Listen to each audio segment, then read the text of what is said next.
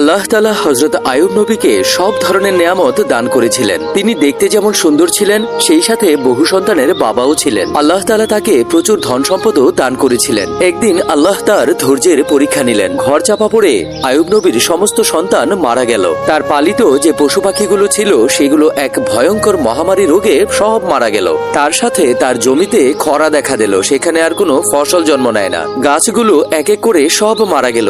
এরপর তিনি নিজেও অসুস্থ হয়ে যায়। তার সমস্ত শরীরে ফোস্কা পড়তে থাকে।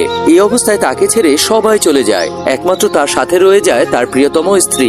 এমন অবস্থাতেও আইয়ুব নবী আল্লাহ রাব্বুল আলামিনের শুকরিয়া আদায় করা ছাড়েননি। অনেক বছর পর্যন্ত তিনি এমনই ছিলেন। শেষমেশ তিনি আল্লাহর পরীক্ষায় পাশ করলেন। আইয়ুব নবীর দোয়া আল্লাহর কাছে কবুল হয়ে গেল। তার সমস্ত সমস্যার সমাধান করে দিল আল্লাহ। মাঝে মধ্যে আল্লাহ রাব্বুল আলামিন আমাদেরকে পরীক্ষা করেন। আমরা ধৈর্যহারা না হয়ে সবসময়ই আল্লাহর কাছে চাইতে থাকবো ইনশাআল্লাহ।